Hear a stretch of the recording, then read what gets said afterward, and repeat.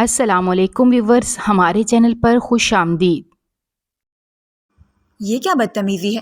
نشے میں ہو کیا؟ وہ ہیوی بائک سے ٹکراتے ٹکراتے بچے تھے۔ پہلے تو نہیں تھا لیکن لگتا ہے کہ اب کرنا ہی پڑے گا۔ سکندر شاہ نے اپنا ہیلمٹ اتارا اور اسے سر سے لے کر پاؤں تک عجیب سے انداز میں گھوٹتے ہوئے کہا۔ وہ اس کی بات کو مکمل طور پر نظر انداز کر کے سامنے سے گزرنے ہی لگی تھی کہ سکندر نے پھرتی کا مظاہرہ کیا اور اس کے سامنے جا کر کھڑا ہو گیا۔ چھوٹی سی لڑکی، مجھے اپنا نام تو بتاؤ، کون ہو تم؟ اس نے اس وقت بلیک کلر کا سوٹ پہن رکھا تھا، اوپر بلیک کلر کی چادر، بال کھلے ہوئے تھے جبکہ چہرے پر مٹے مٹے میک اپ کے نشانات تھے۔ آج اس کے اسکول میں گرلز پارٹی تھی۔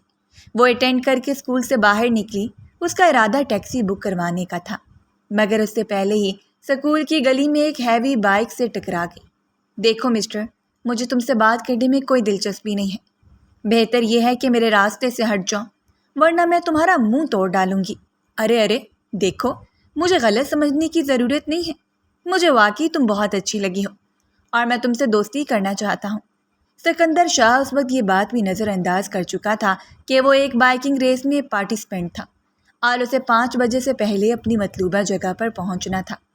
راستے میں ٹکرانے والی اس معصوم لڑکی کو دیکھ کر وہ پہلی ہی نظر میں اس کا دیوانہ ہو گیا تھا۔ حسن ویسے بھی سکندر شاہ کی کمزوری تھی۔ جہاں پر بھی حسین عورتیں دیکھتا تھا اس کا دل ان کو پانے کے لیے مچلنے لگتا تھا، لیکن اس کو اندازہ نہیں تھا کہ اس بار سامنے کھڑی لڑکی ایک مضبوط کردار کی مالک ہے۔ میں تمہیں اچھی لگی تو اس میں میرا کوئی قصور نہیں ہے، سارا قصور تمہارا اپنا ہے، یہ کہہ کر وہ دوبارہ سے اس کے پہلو سے نکلنے لگی تھی کہ اس بار سکندر نے اس کا ہاتھ تھام لیا اور پھر اس کا تھپڑ کے لیے اٹھا ہوا ہاتھ بھی پکڑ لیا۔ نہیں میری بلبل، یہ غلطی کبھی بھی مت کرنا، مجھ پر ہاتھ اٹھانے کی کوشش بھی مت کرنا، ورنہ تمہارے ہاتھ کاٹ کر تمہیں روڈ کے کنارے بھیک مانگنے کے لیے بٹھا دوں گا۔ یہ کہہ کر اس نے اس کے ہاتھ غصے سے جھٹک دیے۔ عروہ کا دماغ بھی گھوم گیا تھا۔ تم آخر خود کو سمجھتے کیا ہو؟ ابھی اور اس وقت یہاں سے دفع ہو جاؤ ورنہ پولیس میں تمہاری رپورٹ کروا دوں گی۔ ارے میں تو ڈر گیا، تم نے تو مجھے ڈرا ہی دیا ہے۔ چھوٹی سی لڑکی، وہ اپنے سینے پر ہاتھ رکھتے ہوئے ایکٹنگ کرتے ہوئے بولا، چلو میں تمہارے لیے ایک آسانی کر دیتا ہوں۔ یہ کہہ کر اس نے اپنا موبائل نکالا اور پولیس کا نمبر ڈائل کرنے لگا۔ وہ اب غور سے اس کی آنکھوں میں دیکھ رہا تھا۔ میرا باپ کرنل وہاب شاہ ہے، نام تو سنا ہوگا تم نے، وہ ڈرامائی انداز میں بولا۔ اب مجھے بتاؤ کہ پولیس کو کال ملاؤں یا نہیں؟ اس سے پہلے کہ کال اٹینڈ ہوتی، عروہ نے خود ہی اس سے موبائل لے کر اس کی کال کاٹ دی۔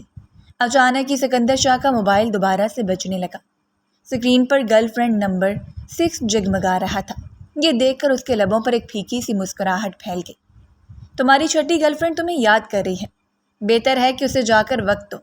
تو پھر تم فائنل بتا رہی ہو کہ تم میری 7ویں گرل فرینڈ نہیں بنو گی؟ وہ پیچھے سے اونچی آواز میں للکارا تھا۔ میں تمہیں دیکھنا بھی پسند نہیں کرتی، تمہیں منہ لگانا تو بہت ہی دور کی بات ہے، مگر میری جان میں تو تمہیں پسند کر چکا ہوں اور میں تو اس وقت تک چین سے نہیں بیٹھوں گا جب تک کہ میں تمہیں حاصل نہ کر سکوں۔ وہ اپنی بائک لے کر اس کے پیچھے پیچھے ہی چلنے لگا تھا۔ تم اس قدر ڈھیٹ کیوں ہو؟ کیونکہ بچپن سے ہی میری عادت ہے، میں اس وقت تک ضد کرتا رہتا ہوں جب تک مجھے میری مرضی کی چیز مل نہیں جاتی۔ میں کوئی چیز نہیں ہوں۔ ہاں میں جانتا ہوں کہ اب تم وہی پرانا ڈائیلاگ بولو گی کہ تم کوئی چیز نہیں ہو بلکہ جیتا جاگتا وجود ہو جس کے احساسات اور جذبات ہیں۔ وہ ہاتھ ہوا میں لہرا کر عورتوں کی طرح باتیں کر رہا تھا جبکہ دوسرے ہاتھ سے اس نے بائک کو سنبھالا ہوا تھا۔ پتہ نہیں کون سی منحوس گلی تھی جو میں نے اس گلی سے جانے کا فیصلہ کیا تھا، وہ اپنا ماتھا پیٹتے ہوئے بولی۔ اور ہاں، اس گلی سے اسے یاد آیا، میں تو ریس جیتنے والا تھا کہ تم مجھے مل گئی۔ او بے وقوف لڑکی، تم نے میرا اتنا ٹائم برباد کر دیا ہے۔ یہ کہہ کر وہ زن سے اپنی بائک بھگا کر لے گیا جبکہ اس نے شکر کا کلمہ پڑھا اور جلدی سے ہاتھ بڑھا کر ٹیکسی روک لی۔ جب وہ اپنے ہاسٹل پہنچی تو اس کی سانس بری طرح سے پھولی ہوئی تھی اور اس کی طبیعت بھی کافی حد تک خراب ہو چکی تھی۔ صبح بھی اسے ہلکا ہلکا ٹیمپریچر تھا۔ ہانیہ نے اسے اسپتال میں رکنے کے لیے کہا تھا مگر اس نے انکار کر دیا کیونکہ وہ بہت سی لڑکیوں کی فیوریٹ ٹیچر تھی اور سب لڑکیوں نے خاص طور پر اسے فرمائش کی تھی کہ میڈم صاحبہ آپ پارٹی پر ضرور آئیے گا ورنہ ہماری ساری پارٹی سپوائل ہو جائے گی۔ وہ ان بچوں کے لیے ہی وہاں پر گئی تھی۔ کیا ہوا ہے تمہیں؟ تمہارا منہ کیوں بنا ہوا ہے؟ یوں لگ رہا ہے جیسے کوئی بھوت دے کر آ رہی ہو۔ بس یہی سمجھ لو، اس نے بیڈ پر گرتے ہوئے تھکے انداز میں کہا۔ وہ ایک 2 سیٹر تھا جس کی وہ 12,000 فیس دیتی تھی۔ اس کے ساتھ ہانیہ تھی جو کہ یہاں پر پڑھائی کے سلسلے میں آئی تھی اور ایک یونیورسٹی کی طالبہ تھی اور کشمیر کی رہنے والی تھی۔ اپنے 5 بھائیوں کی سب سے بڑی اور اکلوتی بہن تھی۔ بابا ایک سرکاری نوکری کرتے تھے۔ اسے پڑھنے کا بہت شوق تھا۔ جہاں تک عربا کا سوال تھا تو اس نے BSc کیا تھا اور اب آگے یونیورسٹی میں ایڈمیشن لینے کا ارادہ تھا۔ اسی لیے ہی وہ ایک اسکول میں پڑھا رہی تھی اور ساتھ ساتھ کلب میں نوکری کر رہی تھی تاکہ یونیورسٹی کے اخراجات کے لیے پیسے اکٹھے کر سکے اور بعد میں اسے کسی بھی قسم کی کوئی مشکلات پیش نہ آئیں۔ یار میں تمہیں کیا بتاؤں، راستے میں ایک گھٹیا انسان مل گیا تھا، قسم سے اس نے میرا دماغ گھما دیا ہے۔ کس کی بات کر رہی ہو تم؟ پتہ نہیں، کوئی امیر زیادہ معلوم ہو رہا تھا۔ بائکنگ ریس چل رہی تھی کہ وہ مجھے راستے میں ہی دیکھ کر وہیں پر رک گیا اور اپنی ریس کو بھی بھول گیا۔ بات کرتے اس کے لبوں پر ایک پھیکی سی مسکراہٹ پھیل گئی تھی۔ تو اس کا مطلب یہ ہوا کہ وہ تمہارا دیوانہ ہو گیا ہے؟ توبہ، یہاں ایسے لوگوں کی دیوانگی سے اللہ تعالیٰ ہی بچائے۔ اس کا موبائل وجہ وہاں پر تمہیں پتہ ہے کہ کس کا نمبر جگمگا رہا تھا؟ Girl friend number 6۔ ابھی پتہ نہیں اس بیچارے کی کتنی گرل فرینڈ ہوں گی۔ بیچارے کی زندگی میں بہت زیادہ کمپٹیشن چل رہا ہے۔ میں کم سے کم فی الحال اس پوزیشن میں نہیں ہوں کہ اس کمپٹیشن میں حصہ لے سکوں۔ وہ ہنس ہنس کر اسے بتا رہی تھی جبکہ ہانیہ بھی کھل کر مسکرا دی۔ یار قسم سے اس طرح کے لوگ مجھے بہت ہی عجیب لگتے ہیں، بہت ہی آکورڈ محسوس ہوتا ہے مجھے۔ ہاں یار، یہ لوگ قابل ترس ہوتے ہیں۔ خیر تم ان باتوں کو نظر انداز کرو اور مجھے بتاؤ کہ کیا تم رات کے وقت میرے ساتھ کلب پر چل رہی ہو؟ نہیں یار، مجھے میرے پیرنٹس نے اجازت نہیں تھی اور میں تمہیں بھی یہی مشورہ دوں گی کہ جتنا جلدی ہو سکے اس کلب کو چھوڑ دو، کیونکہ وہ بالکل بھی ٹھیک نہیں ہے اور تمہارے لیے تو وہ اچھی جگہ ہے ہی نہیں۔ تم اس قدر خوبصورت تو حسین ہو، مجھے ڈر ہے کہ کہیں ایسا نہ ہو کہ کسی امیر زادے یا مافیا کا دل تم پر آ جائے اور تمہارے لیے مشکلات پیدا ہو جائیں۔ بس کر جو یار، ایسا کچھ بھی نہیں ہے، یہ صرف فلموں ڈراموں میں ہوتا ہے۔ حقیقی زندگی میں اس طرح کے حادثے نہیں ہوتے ہیں اور میں اتنی پیاری بھی نہیں ہوں کہ جو مجھے دیکھے گا اور دیکھتا ہی رہ جائے گا۔ اس نے ناک سے مکھی اڑائی اور واش روم میں فریش ہونے کے لیے چلی گئی کیونکہ اب رات کے وقت اس نے دوبارہ کلب میں ڈیوٹی کرنے کے لیے جانا تھا۔ اس کی ڈیوٹی 6 گھنٹوں کی تھی مگر اس کے مقابلے میں اسے اچھا معاوضہ ملتا تھا جس سے نہ صرف وہ اپنا خرچہ چلاتی تھی بلکہ یونیورسٹی کے ایڈمیشن کے لیے بھی پیسے جوڑ رہی تھی۔ اگر ہانیہ وہاں پر نہ ہوتی تو شاید وہ کبھی بھی نہ سنبھل پاتی۔ ہانیہ ہی تھی جس نے اس کا ساتھ دیا تھا اور اسے ہر چیز کے بارے میں گائیڈ کیا تھا۔ رات کے وقت اس نے بلیک کلر کا وہی سوٹ پہنا تھا۔ وہ جیسے ہی کلب کے اندر داخل ہونے لگی ایک جانی پہچانی مردانہ آواز سن کر رک گئی۔ پلٹ کر دیکھا تو وہاں پر سکندر شاہ کھڑا تھا، بازو لپیٹے، لبوں پر مسکراہٹ سے جائے۔ یار تم تو بہت ہی ماڈرن نکلی، میں تو تمہیں ایک ڈبو سی لڑکی سمجھ رہا تھا۔ تو تم بھی ان سب چیزوں کی شوقین ہو؟ وہ ایک نظر کلب پر ڈال کر دوسری نظر اس پر ڈالتے ہوئے بولا۔ بالکل بھی نہیں، میں تمہارے کسی بھی سوال کا جواب دینے کی پابند نہیں ہوں۔ یہ کہہ کر وہ اندر جانے ہی لگی تھی کہ سکندر بھی اس کے ساتھ ہی داخل ہو گیا۔ خیر مجھے بھی اس طرح کی چیزوں کا بہت شوق ہے، اکثر ہی پی کر جھوم جاتا ہوں۔ کیا تمہیں پینے کا شوق ہے؟ اس کو اب اس امیر زادے کے وجود سے گھن محسوس ہونے لگی تھی۔ خدا کا شکر ہے کہ میں اس طرح کے شوق نہیں پالتی ہوں۔ یار میں تمہیں ایک راز کی بات بتاؤں، تم شریف بننے کی فلاپ ایکٹنگ کر رہی ہو، قسم سے کہیں سے بھی نہیں لگتا کہ تم ایک شریف زادی ہو۔ وہ براہ راست اس کی آنکھوں میں دیکھ کر مخاطب ہوا تھا۔ دیکھو مسٹر، میرا تمہارے ساتھ کوئی واسطہ نہیں ہے اور نہ ہی میں کسی طرح کا کوئی تعلق رکھنا چاہتی ہوں، نہ ہی مجھے تمہارے ساتھ دنیا داری کرنے کا شوق ہے۔ مجھے تمہاری ذات میں دلچسپی نہیں ہے۔ بہتر یہی ہے کہ میری نظروں کے سامنے سے اوجھل ہو جاؤ، میں تمہاری شکل بھی نہیں دیکھنا چاہتی۔ یہ کہہ کر وہ دوبارہ سے اسٹاف روم کے اندر داخل ہو گئی جبکہ وہ سیٹی کی طرح اپنے ہونٹ گھماتے ہوئے گنگناتا ہوا سائڈ پر نکل گیا۔ وہاں پر ایک گارڈ کھڑا تھا۔ سکندر نے اس گارڈ سے اس لڑکی کے بارے میں پوچھا کہ کیا یہ یہاں پر روز آتی ہیں؟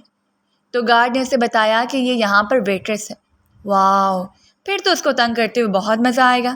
سکندر شاہ کو اب اس لڑکی کی ذات میں بےحد دلچسپی محسوس ہونے لگی تھی۔ اس میں ایک عجیب سی کشش تھی جو سکندر کو اس کی جانب کھینچ رہی تھی۔ وہ نہ چاہتے ہوئے بھی بار بار اس کی طرف متوجہ ہو جاتا تھا۔ ابھی بھی جب وہ وائٹ ڈریس پہن کر باہر نکلی تو بہت کیوٹ لگ رہی تھی۔ اگر تم کہو تو میں تمہیں اپنی بڑی سی ملٹی نیشنل کمپنی میں بھی جاب دلوا سکتا ہوں۔ مجھے نہیں لگتا کہ تمہاری شکل ملٹی نیشنل کمپنی والی ہے۔ یہ سن کر وہ اونچی آواز میں ہنسنے لگا۔ باقی سب لڑکیاں بھی اس خوبصورت انسان کو ہنستے ہوئے دیکھنے لگی تھیں۔ یار قسم سے تم بے عزتی بہت ٹکا کے کرتی ہو، مگر مجھے فیل نہیں ہوتا ہے۔ انسان میں ذرا سی غیرت ہو تو انسان کو فیل ہو ہی جاتا ہے۔ یہ بات بھی تم بالکل سچ بولی ہے، ہو سکتا ہے کہ مجھ میں غیرت نہ ہو۔ وہ اپنا آپ چہرہ لٹکاتے ہوئے بولا۔ خیر مجھے ان پارٹیز کا کوئی شوق نہیں ہے، نہ ہی میں ان چیزوں کو پسند کرتا ہوں۔ وہ اب صوفے سے ٹیک لگا کر بیٹھ گیا تھا، جبکہ اس کے سامنے ڈرنکس رکھ رہی تھی۔ وہ وہاں سے جانے ہی لگی تھی کہ اسکندر نے دوبارہ سے اس کا ہاتھ تھام لیا۔ دیکھو مسٹر، اب اگر تم نے تیسری بار یہ کوشش کی تو خدا کی قسم اٹھا کر کہتی ہوں میں تمہارا منہ توڑ دوں گی۔ وہ اس کی آنکھوں میں دیکھتے ہوئے پھنکاری تھی۔ یار سوری، میرا ایسا کوئی ارادہ نہیں تھا، مگر تم بھی ایک جگہ پر ٹک کر میری بات نہیں سنتی۔ وہ مجھے لگتا ہے کہ مجھے تمہارے مینیجر سے شکایت لگانی پڑے گی۔ اس نے جان بوجھ کر یہ کہا تھا تاکہ وہ اس کی بات سن لے، اور ایسا ہی ہوا۔ وہ دانت پیستے ہوئے دوبارہ سے گھومی۔ بتاؤ مجھے کیا بکواس کرنی ہے؟ یار تمہارے مینیجر نے کیا تم لوگوں کو یہ نہیں بتایا کہ یہاں پر آنے والے لوگوں سے پیار سے بات کرتے ہیں اور میزبانوں کے ساتھ عزت سے پیش آتے ہیں؟ لگتا ہے کہ یہ بھی شکایت لگانی پڑے گی۔ دیکھیں مسٹر، جو کوئی بھی آپ کو بات کرنی ہے تو آپ کریں، میں آپ کی بات سن رہی ہوں۔ اب کی بار اس نے بہت ہی تحمل سے کہا تھا۔ اس کے اندر لاوے کی طرح غصہ ابل رہا تھا، جس کو کنٹرول کرنے کی کوششوں میں وہ بری طرح سے ہلکان ہو رہی تھی۔ یہ ہوئی نا بات؟ سکندر کھل کر مسکرا دیا۔ میں تمہیں اپنے بارے میں کچھ بتانا چاہتا ہوں، اب اسے بہت ہی تحمل سے سننا۔ میں جو کچھ بھی کہوں گا سچ کہوں گا، سچ کے سوا کچھ بھی نہیں کہوں گا۔ مجھے شراب اور ان چیزوں کا کوئی شوق نہیں ہے، اور نہ ہی مجھے عورتوں کی ذات سے کوئی دلچسپی ہے۔ جو نمبر تم نے میرے موبائل پر دیکھا تھا وہ میرے دوست کا تھا، میں اس کو مذاق میں اپنی گرل فرینڈ نمبر 6 کہتا ہوں۔ تو مسٹر، آپ مجھے یہ ساری تفصیل کیوں دے رہے ہیں؟ مجھے نہیں لگتا کہ ہم دونوں میں ایسا کوئی مضبوط رشتہ ہے کہ آپ کو مجھے اس طرح سے اپنی پرسنل چیزوں کے بارے میں بتانا چاہیے۔ میری بلا سے آپ جو مرضی کریں، جہاں بھی جائیں، مجھے کوئی فرق نہیں پڑتا ہے۔ آپ کی 6 گرل فرینڈ ہوں یا 10 گرل فرینڈ ہوں، آئی ڈونٹ کیئر۔ اس نے 2 ٹوک انداز میں کہا کہ آپ کو ڈرنک چاہیے۔ اس کے بعد اس نے بہت ہی پیار بھرے اور تحمل انداز میں پوچھا، تو وہ تیزی سے نفی میں سر ہلانے لگا۔ یار میں کیا کروں، تم مجھے بہت زیادہ اٹریکٹیو لگی ہو۔ آج سے پہلے میری زندگی میں بہت سی لڑکیاں آئی ہیں، مگر جو کشش تم میں دکھی ہے وہ کسی لڑکی میں نہیں ہے۔ یہ کہہ کر وہ اس کے پیچھے پیچھے چلنے لگا تھا۔ مسٹر، آپ میرا ٹائم برباد کر رہے ہیں، اور اپنا بھی۔ آپ کو یہاں پر کچھ بھی نہیں ملنے والا ہے۔ اگر تو آپ کو لگتا ہے کہ میں باقی لڑکیوں کی طرح آپ کی دولت دیکھ کر آپ کے پیچھے بھاگوں گی یا پھر آپ کی بات ماننے کا فیصلہ کروں گی تو یہ بھی آپ کی خام خیالی ہے۔ نہیں نہیں، میں ایسا کچھ بھی نہیں چاہتا ہوں۔ یار قسم سے ابھی جب میں نے تمہیں اس طرف آتے ہوئے دیکھا تو میں نے آج چاہتے ہوئے بھی تمہارے پیچھے چلا آیا، حالانکہ مجھے اس طرح کی جگہوں سے کوفت ہوتی ہے۔ تو کیا مسٹر تم میرا پیچھا کر رہے ہو؟ نہیں، زیادہ نہیں، بس تھوڑا تھوڑا، بلکہ ہاں میں تمہارا پیچھا کر رہا ہوں۔ وہ اپنے بال بے ساختہ مٹھی میں جکڑتے ہوئے بولا۔ تمہاری وجہ سے میری ریس بھی ہار گیا ہوں، چھوٹی سی لڑکی۔ تمہاری یہ بھود رنگ کی آنکھیں مجھے اپنی طرف اٹریکٹ کرتی ہیں۔ کیا تم یہ آنکھیں مجھے نہیں دیکھ سکتی؟ وہ اب چھوٹے بچوں کی طرح اس سے فرمائش کر رہا تھا، جبکہ وہ حیرت سے منہ کھولے اس 24 سال کے نوجوان کو دیکھ رہی تھی، جو اس کی آنکھوں کے پیچھے اس قدر دیوانہ ہو گیا تھا کہ اس نے ریس بھی ہار دی تھی۔ مجھے تمہاری ذہنی حالت پر شک ہو رہا ہے، تم ڈاکٹر سے جا کر اپنا علاج کرواؤ۔ میں وہ بھی کروا لوں گا، صرف تم اس جگہ پر کام کرنا چھوڑ دو۔ وہ اب ایک بار پھر اس کے پیچھے ہی کچن میں چلا گیا تھا۔ وہاں پر موجود لوگوں نے اسے ڈانٹنا چاہا، مگر اس نے اپنے باپ کا نام استعمال کر کے ان کو خاموش کروا دیا۔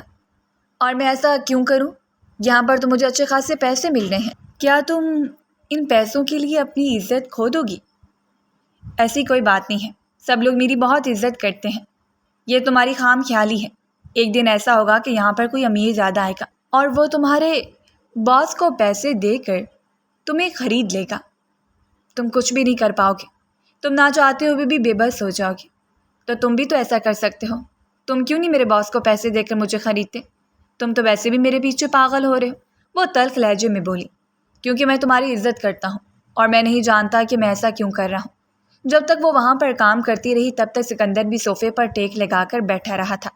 جب بھی کوئی لڑکا اسے بحث کرنے کی کوشش کرتا تو وہ اس کے قریب جا کر کھڑا ہو جاتا۔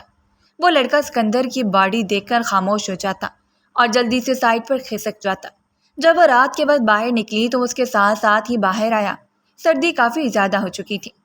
تم نے مجھے اپنی فیملی کے بارے میں کچھ نہیں بتایا، سکندر نے اسے ایک نظر دیکھتے ہوئے کہا۔ تم میرے دوست نہیں ہو، اگر کہو تو میں تمہارا دوست بن بھی سکتا ہوں. وعدہ کرتا ہوں کہ کبھی بھی پریشان نہیں کروں گا، اور میں اس وقت تک تمہارے پیچھے بھاگتا رہوں گا جب تک کہ تم اسے دوستی نہیں کر لیتی ہو. دیکھو، زندگی میں پہلی بار رات کے 1 بجے باہر ایک لڑکی کے ساتھ خوار ہو رہا ہوں، ورنہ اس ٹائم تو میں ہمیشہ سویا ہوا ہوتا ہوں. میں اپنی نیند بھی کسی کے لیے قربان نہیں کرتا. تمہیں اس سے بڑھ کر اور کیا چاہیے؟ دیکھو مسٹر سکندر، نہ تو مجھے یہ چاہیے اور نہ ہی اس کے علاوہ کچھ اور. میں جانتی ہوں کہ تم میرے بارے میں جو کچھ سوچ رہے ہو وہ بالکل غلط ہے. میں کسی بڑے خاندان سے تعلق نہیں رکھتی ہوں، وہ تو مجھے اندازہ ہے. یہ کہہ کر اس نے اپنی زبان دانتوں میں دبا لی تھی. میں پہلے تعلق رکھتی تھی، اب نہیں رکھتی. اس نے فوراً سے اپنی بات کی تصحیح کی. میں تمہارے بارے میں جاننا چاہتا ہوں، تمہاری فیملی کے بارے میں بھی. میری کوئی فیملی نہیں ہے. ماں باپ کا بہت پہلے انتقال ہو گیا تھا. تایا دائی نے گھر سے نکال دیا اور اب ایک ہاسٹل میں رہتی ہوں. مجھے پڑھنے کا بہت شوق ہے. یونیورسٹی کی فیس اکٹھی کرنے کے لیے صبح اسکول میں پڑھاتی ہوں اور رات کے وقت کلب معیار کا کام کرتی ہوں. یار لڑکی، خود پر تھوڑا سا تو رحم کھاؤ. مجھے بتاؤ کہ تم سوتی کب ہو؟ کبھی کبھار جب 4-5 گھنٹے مل جائیں تو سو جاتی ہوں، زیادہ نہیں. تم اس عمر میں پاگل ہو جاؤ گے. تمہیں میری فکر کرنے کی ضرورت نہیں ہے. مسٹر، اب جاؤ یہاں سے. جو کچھ تم نے جاننا تھا میں نے تمہیں بتا دیا ہے. یار اب میں تمہیں حقیقت بتا دیتا ہوں. میں تمہارے پیچھے آج سے نہیں بلکہ بہت پہلے سے ہی پاگل ہوں. میں جانتا ہوں کہ تم توصیف شاہ کی بیٹی ہو. اپنے باپ کا نام اس کے منہ سے سن کر وہ چونک گئی اور حیرت سے اس اجنبی شخص کو دیکھنے لگی. تم میرے بابا کے بارے میں کچھ بھی نہیں جانتے. تم نے کسی کے ذریعے نام پتہ لگوایا ہوگا اور اب جان بوجھ کر میرے سامنے اس طرح کی باتیں کر رہے ہو. میں خدا کی قسم اٹھا کر کہتا ہوں کہ میں توصیف انکل کو بہت اچھے طریقے سے جانتا ہوں. وہ میرے بابا کے ہی دوست تھے اور ان کے بزنس پارٹنر تھے. شاید تمہیں یاد نہ ہو لیکن جب تم 7 سال کی تھی تب تمہارے گھر میں گھنگریالے بالوں والا ایک بچہ آیا کرتا تھا. تم اس کو بہت زیادہ مارتی تھی اور اس کے کھلونے بھی چھین لیتی تھی. تو کیا وہ بچے تم تھے؟ اس نے آنکھیں چھوٹی چھوٹی کر کے اسے گھونٹتے ہوئے کہا. بدقسمتی سے وہ بچہ میں ہی تھا. میں 15 سال کا تھا تو ہائر اسٹڈیز کے لیے انگلینڈ چلا گیا تھا. کچھ عرصے پہلے ہی واپس آیا تو اپنے بابا سے توصیف انکل کے بارے میں بات کی. انہوں نے مجھے بتایا کہ ان کی تو ڈیتھ ہو گئی ہے. میں تم سے ملنا چاہتا تھا کیونکہ تم مجھے یاد تھی. جب تمہارے گھر گیا تو تمہاری تائی جان سے ملاقات ہو گئی. وہ عورت مجھے پہلے بھی اچھی نہیں لگتی تھی. اس دن تو وہ مجھے سب سے بری لگی تھی کیونکہ انہوں نے تمہارے بارے میں بہت عجیب و غریب باتیں کی تھیں. انہوں نے مجھے یہ بھی بتایا تھا کہ تم گھر سے بھاگ گئی ہو، حالانکہ ایسا کچھ بھی نہیں تھا. تب اس گھر میں نے تمہاری ایک تصویر دیکھی تھی جو گیلری میں لگی ہوئی تھی اور تمہاری تائی جان اس کو اتروا رہی تھی. میں نے ان سے سوال کیا تو انہوں نے مجھے بتایا کہ یہ تم ہو. پھر جب میں نے اس گلی میں تم سے ملاقات کی تو میں نے فیصلہ کیا کہ اب تمہیں اپنے ہاتھ سے جانے کی اجازت نہیں دوں گا. میں جانتا ہوں کہ ہم بچپن میں اچھے دوست نہیں تھے اور یہ بھی تمہاری وجہ سے تھا. پتہ نہیں تمہاری میرے ساتھ ایسی کون سی دشمنی تھی کہ تم سب کا غصہ مجھ پر ہی اتارتی تھی. وہ اپنے بالوں میں انگلیاں پھیرتے ہوئے بولا تو وہ بھی کھل کر مسکرا دی. اچھا تو سکندر صاحب، وہ کافی حد تک ریلیکس ہو گئی تھی. برسوں کے بعد اسے اپنا وہ چھوٹا سا دوست ملا تھا جو دوست کم اور اسے اپنا دشمن زیادہ لگتا تھا کیونکہ وہ بہت زیادہ کیوٹ ہوتا تھا اور ہر کوئی اسی کو اہمیت دیتا تھا. یہاں تک کہ اس کی اپنی ماما بھی سکندر کو اپنی گود میں بٹھا کر پیار کرتی تھیں، جس کی وجہ سے عروہ کو جیلسی ہوتی تھی اور وہ بدلے میں اس کے بڑے بڑے بال کھینچ کر اپنا غصہ اتار لیتی تھی. وہ دونوں فی الحال ساحل سمندر کے کنارے کھڑے تھے. اس نے اپنی بائک سائڈ پر پارک کی ہوئی تھی اور وہ دونوں ہی ریت پر بیٹھے ہوئے تھے. کیا تمہیں بھوک لگ رہی ہے؟ مجھے لگا تھا مسٹر سکندر کہ آپ یہ سوال بہت پہلے کریں گے. میں نے کل رات سے کچھ بھی نہیں کھایا ہے. دن کے وقت بھی میری طبیعت خراب تھی جس کی وجہ سے پارٹی میں بھی کچھ نہیں کھا سکی. یار تم نے مجھے پہلے کیوں نہیں بتایا؟ دیکھو وہ وہاں پر ایک ریسٹورنٹ ہے، ابھی تک کھلا ہوا ہے. آؤ جا کر کچھ کھا لیتے ہیں. وہ اب چھوٹے چھوٹے قدم اٹھاتی اس کے ساتھ اس ریسٹورنٹ کے اندر داخل ہو گئی تھی. تم نے اپنے دایا جان کے بارے میں کیا سوچا ہے؟ انہوں نے تمہیں دھوکے سے گھر سے نکالا ہے. تم اس پر کیس وغیرہ کیوں نہیں کرتی ہو؟ میرے پاس اتنے پیسے نہیں ہیں. میں تمہاری مدد کرنے کے لیے تیار ہوں. تم نے مجھے کھانا کھلایا، میرے لیے اتنا ہی کافی ہے. باقی میں خود سنبھال لوں گی. عروہ نے دو ٹوک انداز میں کہا. تو میرے بابا کے پاس مدد مانگنے کے لیے کیوں نہیں آئی؟ کچھ ٹائم پہلے ہی تمہارے بابا کی میرے بابا کے ساتھ لڑائی ہو گئی تھی اور یہ غلط فہمی کی بنیاد پر تھا. پھر بعد میں تمہارے بابا کی کمپنی سے بھی الگ ہو گئے تھے اور انہوں نے اپنی رہائش بھی تبدیل کر لی تھی. مجھے تم لوگوں کے نئے گھر کے بارے میں کچھ بھی معلوم نہیں تھا، اس لیے میں بے بس تھی. اگر تم کہو تو میں ابھی تمہیں اپنے گھر لے کر جا سکتا ہوں. نہیں، اس کی کوئی ضرورت نہیں ہے. تمہارا بہت بہت شکریہ. فی الحال مجھے میرے ہاسٹل میں ہی ڈراپ کر دو۔ یار کیا تم یہ نوکری چھوڑ نہیں سکتی ہو؟ قسم سے تمہیں اس جگہ پر دیکھ کر مجھے بہت دکھ ہوتا ہے۔ تمہیں فیس کے لیے جتنے بھی پیسے چاہیے میں تمہیں دینے کے لیے تیار ہوں، مجھ سے ادھار لے لو، بعد میں مجھے واپس کر دینا۔ وہ پھر سے اس کی منتیں کرنے لگا تھا۔ جا کر اپنی 12 گرل فرینڈ میں 5 سے بانٹو، یہ کہہ کر اس نے اس کے سر پر تھپڑ مارا۔ سکندر کرہا اٹھا، یعنی اس کا یہ پول بھی کھل گیا تھا، کیونکہ تھوڑی دیر پہلے اس کے موبائل پر گرل فرینڈ نمبر 12 کی کال آ رہی تھی، جس کو عروہ نے اپنی گنہگار آنکھوں سے دیکھا تھا۔ تم بہت ہی چالاک عورت ہو، تم صرف شکل سے معصوم نظر آتی ہو، حقیقت میں تم اندر سے پوری ہو۔ وہ دونوں ہنستے ہوئے ریسٹورنٹ سے باہر نکلے تھے۔ اس بات سے مکمل طور پر انجان کے 2 آنکھیں ان کو مسلسل گھور رہی ہیں۔ تم نے اپنی فیملی کے بارے میں کچھ بھی نہیں بتایا۔ یار میری فیملی میں ایک بڑے برو ہیں، بہت ہی زیادہ خروج قسم ہیں، ان سے تو بات کرنے کا بھی دل نہیں کرتا ہے، ہر وقت ہی بزنس کی باتیں کرتے رہتے ہیں۔ تمہاری بھابھی کیسی ہیں؟ ارے ان کی وجہ سے ہی تو سارے مسئلے ہیں، بھابھی نے بھائی کو دھوکہ دیا تھا۔ ویسے میں تمہیں ایک راز کی بات بتاؤں، میں ان کا سگا بھائی نہیں ہوں، میں ایک یتیم خانے سے لایا گیا تھا۔ بات کرتے کرتے اس کی آنکھوں میں پانی ٹھہر گیا تھا۔ نہ تو میرا ان لوگوں کی جائیداد پر کوئی حق ہے اور نہ ہی میں شاہ خاندان کا خون ہوں۔ تمہیں پتہ ہے یہ بات کبھی کبھار مجھے بہت زیادہ تکلیف دیتی ہے، لیکن یہی حقیقت ہے اور اس کو میں نے ہر حال میں قبول کرنا ہے۔ دادی جان میرے بھائی کی وجہ سے بہت زیادہ پریشان رہتی ہیں، ان کی خواہش ہے کہ بھائی جان جلدی جلدی شادی کر لیں تاکہ خاندان کو وارث مل جائے۔ اس کا لہجہ بہت ٹوٹا ہوا تھا، اس کی آنکھوں میں بھی آنسو ٹھہرے ہوئے تھے۔ عروہ کو اس کے لیے افسوس ہونے لگا۔ تمہیں تکلیف تو ہوتی ہوگی، ہاں بہت زیادہ ہوتی ہے، لیکن اب تو عادی ہو چکا ہوں۔ بہرام بھائی بہت اچھے ہیں، وہ میرا بہت خیال رکھتے ہیں۔ ابا جان نے بھی آدھے سے زیادہ شیئرز میرے نام کر کے رکھے ہوئے ہیں، اس کے علاوہ یہ کمپنی بھی میرے نام ہے۔ یہ مت سمجھنا کہ میں غریب ہوں، وہ اپنے کالر اکراتے ہوئے بولا، تو وہ بھی کھل کر مسکرا دی۔ یعنی یہ انسان جو اتنا زیادہ ہنس کھیل رہا تھا، اس کی زندگی میں بھی پریشانیاں تھیں، وہ بس اپنی پریشانیوں کو چھپائے ہوئے تھا۔ اگر وہ ایسا کر سکتا تھا تو عروہ کیوں نہیں؟ اگلے دن وہ اس کے ہاسٹل کے سامنے اپنی کار لے کر آ گیا تھا۔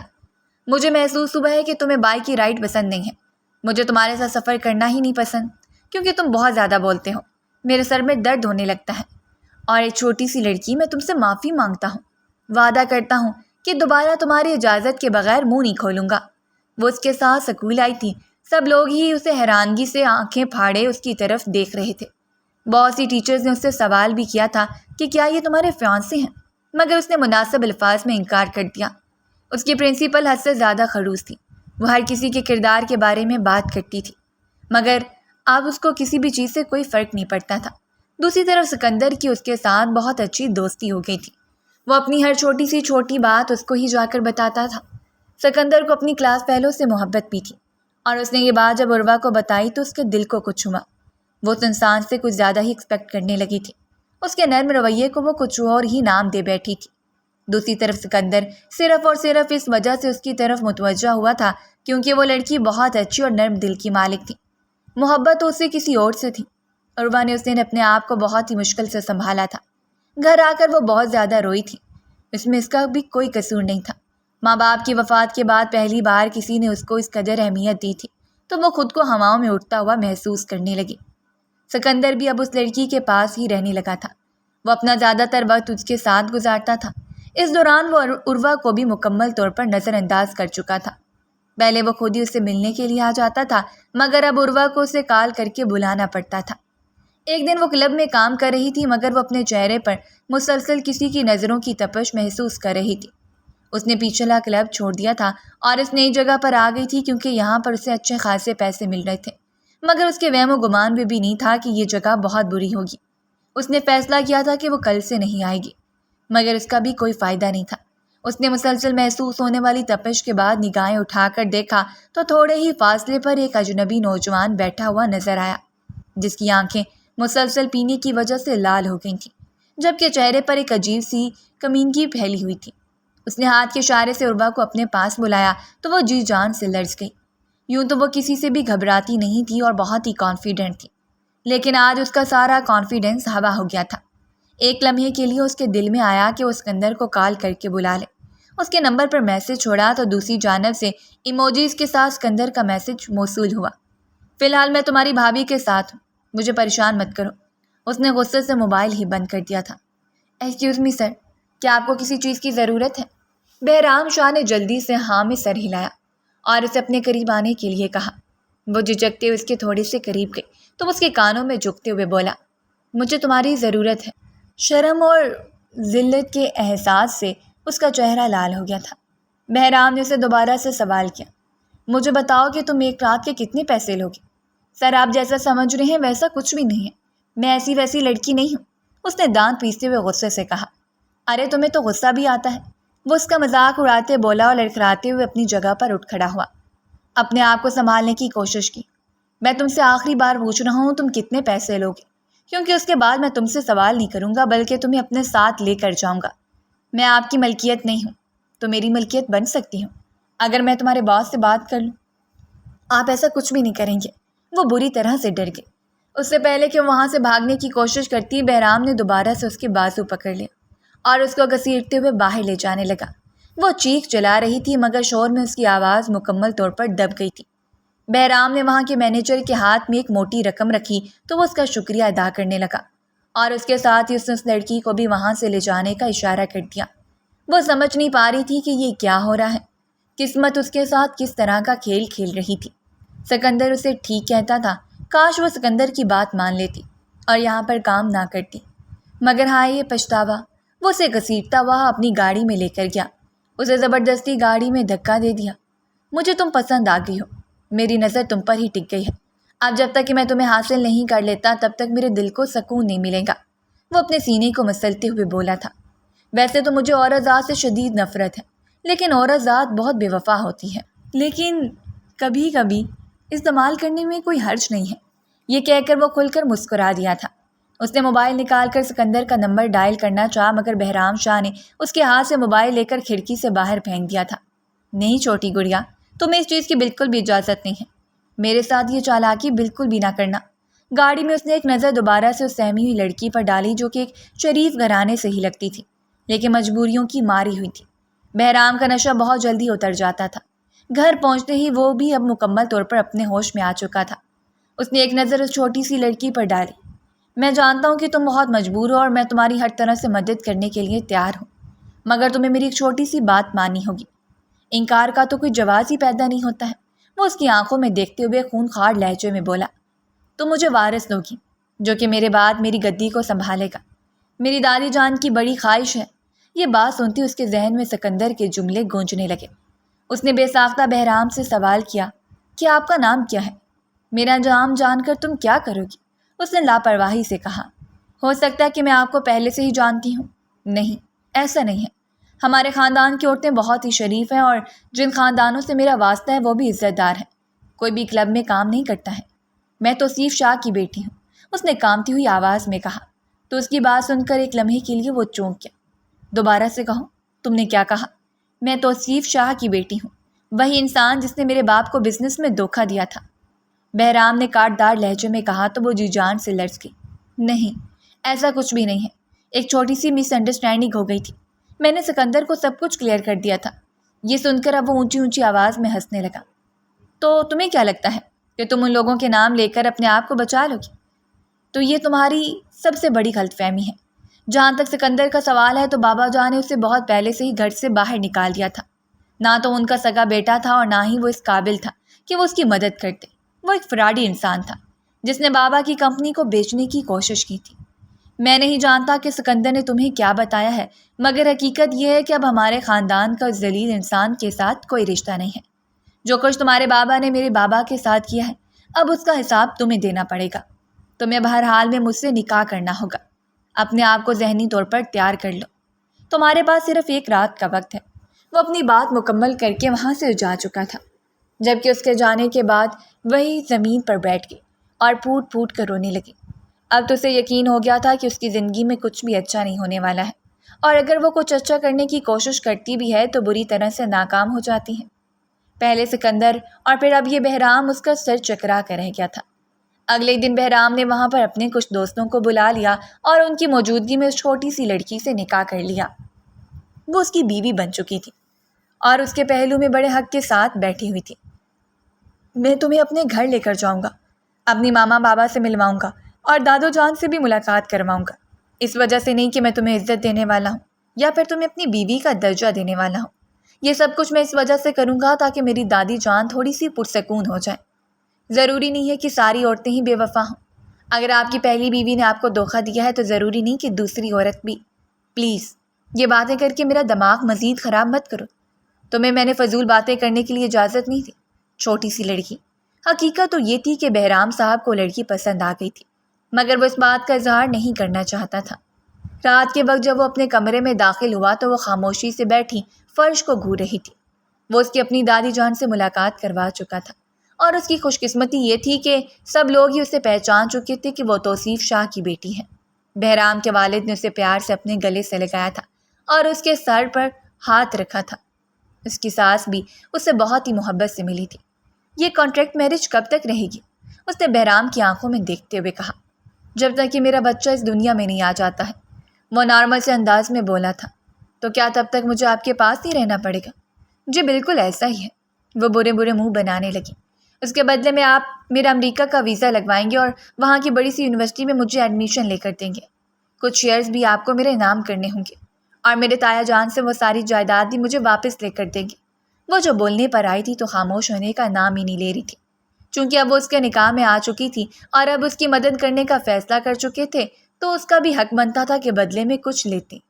ٹھیک ہے، میں نے تمہاری ساری باتیں نوٹ کر لی ہیں، لیکن تمہارے تایا جان سے جائیداد اینڈ پر نکلواؤں گا، تاکہ اس سے پہلے تو میرے چنگل سے نکل کر بھاگ نہ سکو۔ چالاک انسان کہیں کا، وہ برا سا منہ بناتے ہوئے بولی۔ جیسے مجھے چاہیے کہ میں پولیس کے پاس جا کر تمہاری شکایت لگا دوں، مگر اس سے میرا بھی نقصان ہوگا۔ یہ ساری چیزیں میرے ہاتھوں سے نکل جائیں گی۔ ویسے تم اچھی خاصی چالاک لڑکی ہو، مجھے خوشی ہو رہی ہے یہ جان کر۔ یہ کہہ کر وہ آگے بڑھا اور اس نے کمرے کی لائٹ آف کر دی۔ اس چھوٹی سی لڑکی کا دل بھی تیزی سے دھڑک رہا تھا، مگر وہ جانتی تھی کہ اس کا نتیجہ اینڈ پر کیا نکلنے والا ہے۔ اس نے خاموشی سے اپنی آنکھیں بند کر لی۔ صبح بہت ہی روشن تھی۔ وہ اپنی ساس کے پاس بیٹھی باتیں کر رہی تھی جب سیڑھیاں اترتے بہرام کو دیکھ کر اس نے بے ساختہ اپنا چہرہ موڑ لیا۔ تم سونیا کو کب طلاق دے رہے ہو؟ انہوں نے اپنے بیٹے سے سوال کیا تو وہ لاپرواہی سے جواب دیتے ہوئے بولا، جب موڈ ہوگا اسے طلاق دے دوں گا، فی الحال مجھ سے اس بارے میں کوئی بھی بات نہ کریں۔ اس کے ساتھ ہی اس نے ملازم کو جوس لانے کا آرڈر دیا اور خود اس کے ساتھ ہی صوفے پر بیٹھ گیا۔ وہ کھسک کر سائڈ پر ہوئی تو بہرام دوبارہ سے اس کے قریب ہو گیا۔ اب ان کے درمیان چند انچ کا ہی فاصلہ تھا۔ اس کے دل کی دھڑکنیں بری طرح سے منتشر ہو گئی تھیں۔ یہ بات سچ تھی کہ بہرام اس کا بہت زیادہ خیال رکھتا تھا، اس کی ہر ضرورت کو پورا کرتا تھا۔ ہر ہفتے اس کے اکاؤنٹ میں ایک موٹی رقم ٹرانسفر کر دیتا۔ حویلی والے بھی اس کی بہت عزت کرتے تھے، اس کی دادی جان سے بہت زیادہ بنتی تھی۔ اتنا زیادہ تر وقت وہ ان کے ساتھ ہی گزارتی تھیں۔ تقریباً 2 مہینوں کے بعد وہ امید سے ہو گئی۔ حویلی میں جیسے خوشی کی لہر دوڑ گئی تھی۔ سب لوگ اس کا بہت زیادہ خیال رکھ رہے تھے۔ اس کا زمین پر قدم رکھنے کی بھی اجازت نہیں تھی۔ ایک رات اس نے بہرام سے بے ساختہ سوال کیا کہ اگر میں نے بیٹی پیدا کر دی تو؟ وہ چند لوگوں کے لیے خاموش ہو گیا۔ پھر تم اس وقت تک میرے ساتھ رہو گی جب تک تم مجھے بیٹا نہیں دیتی۔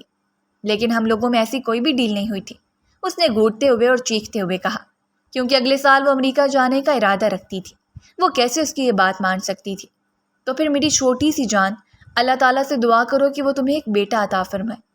ان دنوں بہرام بہت زیادہ مصروف رہنے لگا تھا۔ اس کی طبیعت بھی خراب رہتی تھی، وہ بہت زیادہ چڑچڑی ہو گئی تھی، چھوٹی چھوٹی بات پر لڑتی تھی اور کسی کو کاٹ کھانے کو دوڑتی تھی۔